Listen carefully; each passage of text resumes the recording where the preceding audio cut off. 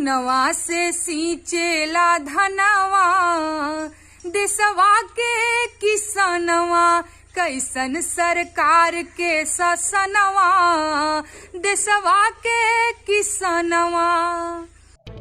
ये पानी की बौछारें, ये आंसुओं के गोले, फिर भी किसान के हौसले न डोले।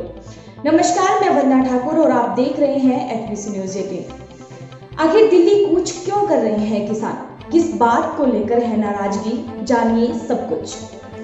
पंजाब और हरियाणा में किसान कानून का विरोध सबसे ज्यादा देखने को मिल रहा है। इन राज्यों में सरकार को मंडियों से काफी ज्यादा मात्रा में राजस्व की प्राप्ति होती है।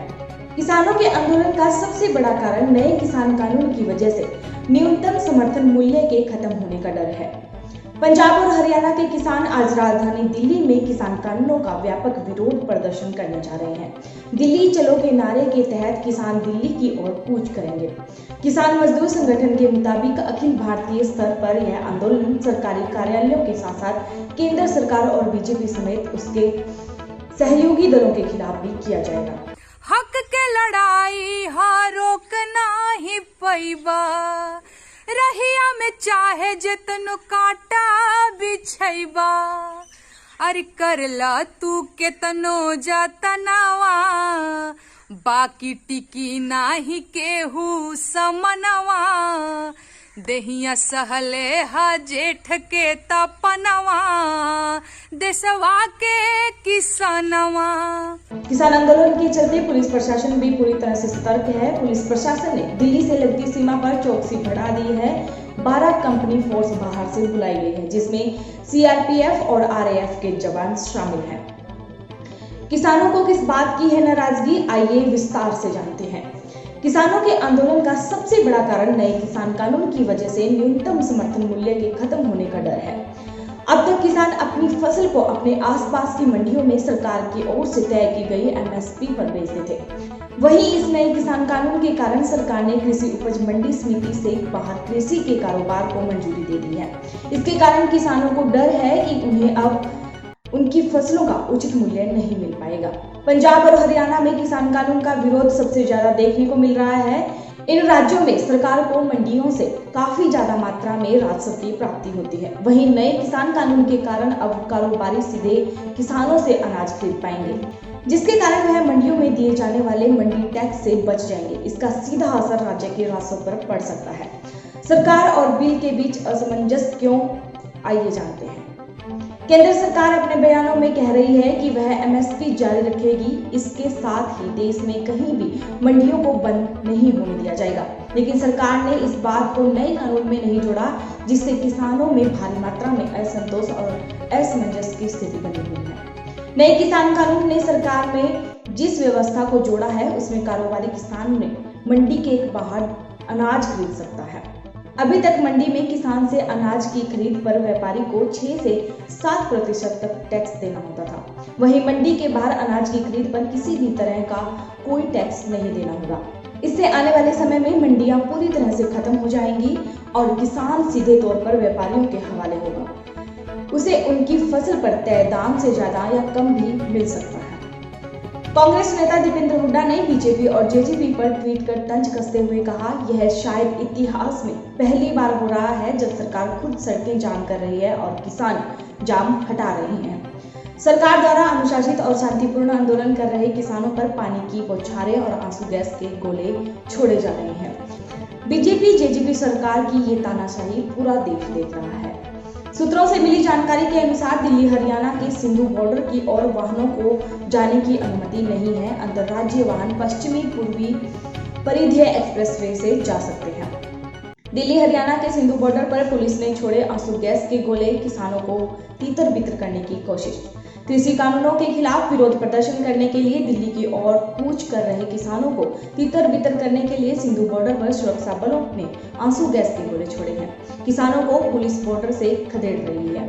किसानों के आंदोलन को देखते हुए हरियाणा दिल्ली बॉर्डर पर सुरक्षा कड़ी कर दी गई है। जानकारी के अनुसार पता चला है कि कृषि बिल का विरोध कर रहे किसानों को केंद्र सरकार ने वार्ता के लिए दिल्ली बुलाया है।